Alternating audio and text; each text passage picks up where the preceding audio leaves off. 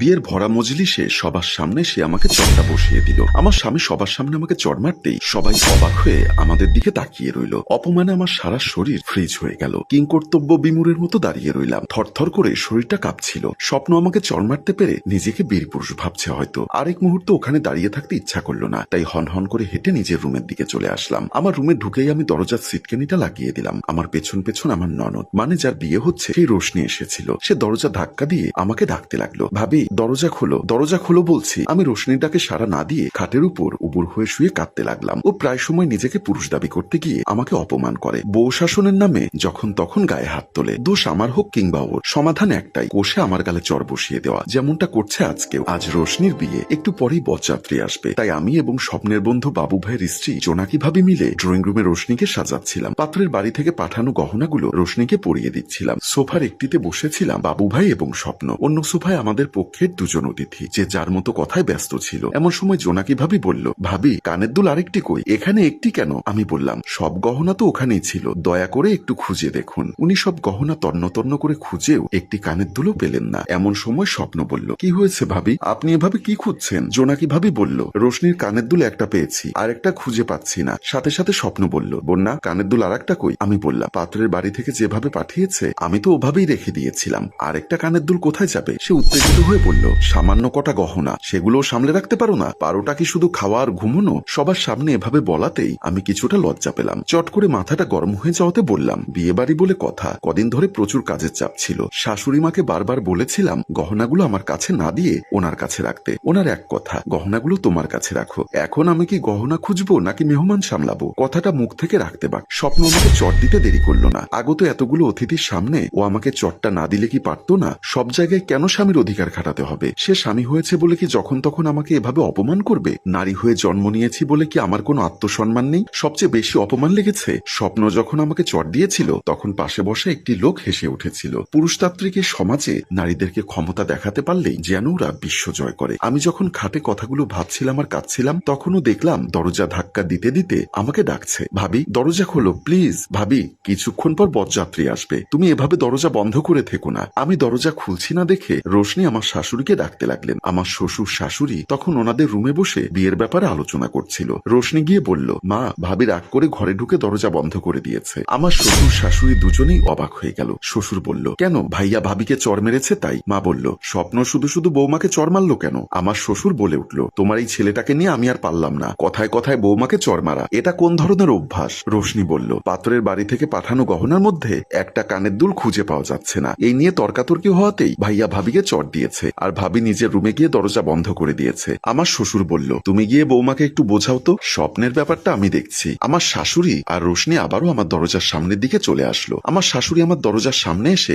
ধাক্কা দিতে দিতে আমাকে ডাকতে লাগলেন, বৌমা ও বৌমা দরজা খোলো তো মা। আমার ইচ্ছা করছিল না দরজাটা খুলতে, তবুও শাশুড়ি মুরব্বী মানুষ, মায়ের মতো, ওনাকে অ্যাভয়েড করতে পারলাম না। শেষে একরকম ইচ্ছার বিরুদ্ধে উঠে দরজা খুলে দিলাম। শাশুড়ি রুমে ঢুকতেই আমাকে জড়িয়ে ধরলো আর বলল, মারে তুমি তো জানো তোমার স্বামী কি রকম, ওর ব্যবহারে তুমি কষ্ট নিও না। আমি শাশুড়িকে জড়িয়ে ধরে কাঁদতে কাঁদতে বললাম, মা আমিও তো একটা মানুষ, আমারও তো আত্মসম্মান বোধ আছে। আপনার ছেলে যখন তখন এভাবে আমার গায়ে হাত তোলে, আমি ওর বউ বলে কি এতই পচে গেলাম? মারে পুরুষ মানুষগুলো এমনই, ওদের সমস্ত রাগ প্রশমনের জায়গা হচ্ছে ঘরের স্ত্রী। এমন কেন হবে? ওনাদের যেমন মান সম্মান আছে আমাদেরও কি মান সম্মান নেই? সব দোষ কি শুধু মেয়েরাই করে? ওনারা কোনো দোষ করে না? পুরুষ শাসিত সমাজে নারীরা নিগৃহীত হবে, এটাই স্বাভাবিক। তবে সব পুরুষ আবার একরকম না। আমার স্বপ্নটা হয়েছে তার বাবার মতো, ঘর ভর্তি মেহমান। আমি কোন দিকটা সামলাবো? পাত্রপক্ষ থেকে দেওয়া গহনাগুলো আমি আলমারিতে রেখেছিলাম, ওখান থেকে একটা কানের দুল কোথায় হারিয়ে গেল সেটা আমি টেরি পেলাম না। পুরো আলমারি তন্ন করে খুঁজেছি, কোথাও দুলটি পেলাম না। এমনও তো হতে পারে ওনারা আমাদের কাছে গহনাগুলো পাঠানোর সময় একটা দুল ভুলে কোথাও হারিয়ে ফেলেছে, তাহলে দোষটা কেন শুধু আমার ঘাড়ে এসে পড়লো? আর এর কারণে আপনার ছেলে এতগুলো মানুষের সামনে আমাকে চট দিতে এক সেকেন্ডও চিন্তা করলো না।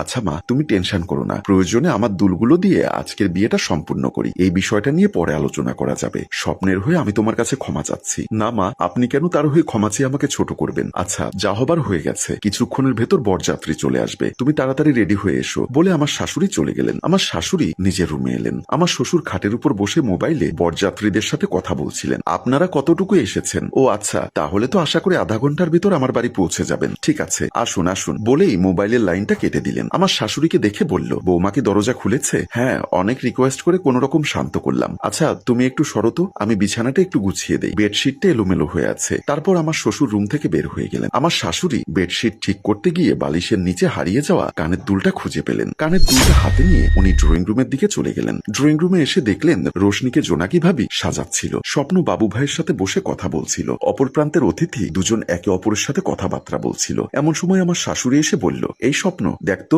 এই কানের দুলটা কিনা। স্বপ্ন মায়ের হাত থেকে কানের দুলটা নিয়ে দেখতে লাগলেন। রোশনি বলল, হ্যাঁ ভাইয়া, এই কানের দুলটাই তো। স্বপ্ন বলল, এটা তুমি কোথায় পেলে? আমার শাশুড়ি বলল, আমার রুমে। গতকাল যখন পাত্রপক্ষ গহনাগুলো পাঠায় তখন রোশনি গহনাগুলো আমাদেরকে দেখাতে নিয়ে যায়। তখন আমি আর তোর বাবা গহনাগুলো দেখছিলাম। এরপর বৌমাকে ডেকে গহনাগুলো আমি তার হাতে দিয়ে দেই। হয়তোবা তখন আমাদের অগোচরে কানের দুলটা আমাদের বিছানায় পড়ে গেছিল। শাশুড়ির মুখে এমন কথা শুনে রোশনি বলল, ভাইয়া, এই কানের দুলটার জন্য তুমি শুধু শুধু ভাবিকে মেরেছ। জোনাকি ভাবি বলল, ভাবি কিন্তু মনে অনেক কষ্ট পেয়েছে। বাবু ভাই বলল, স্বপ্ন, আমার মনে হয় এই মুহূর্তে তোর ভাবির কাছে গিয়ে সরি বলা উচিত। আমার শাশুড়ি বলল, হ্যাঁ স্বপ্ন, বাবু ঠিকই বলেছে, তুই যা, বেচারি মনে অনেক কষ্ট পেয়েছে। শেষ পর্যন্ত স্বপ্ন আমার কাছে সরি বলার জন্য রুমের দিকে চলে আসলো। আমি তখনও বিছানার উপর বসে কাঁদছিলাম, কারণ অন্য সময়ের অপমানটা সহজে মেনে নিতে পারলেও আজকের অপমানটা আমার কলিজায় লেগেছে। এমন সময় দেখলাম অপরাধীর মতো স্বপ্ন আমার পাশে এসে দাঁড়ালো। আমি তাকে দেখেই মুখ ঘুরিয়ে নিলাম। সে কিছুক্ষণ দাঁড়িয়ে থেকে বলল, সরি, আসলে ওই সময় তোমার সাথে এমন ব্যবহার করা উচিত হয়নি। তবুও আমি কোনো কথা না বলে নীরবে কাঁদছিলাম, কারণ হরহামেশাই স্বপ্ন আমার সাথে এমন করে। অন্য কারোর সাথে রাগ করলেও সেই রাগ সে আমার উপর ছাড়ে। এমনও দিন গেছে বিনা অপরাধে আমাকে মেরেছে, আবার পরক্ষণে সরি বলেই সব সমস্যার সমাধান করেছে। তাই আমি চুপ করে আছি। আমাকে চুপ থাকতে দেখে আবারও বলল,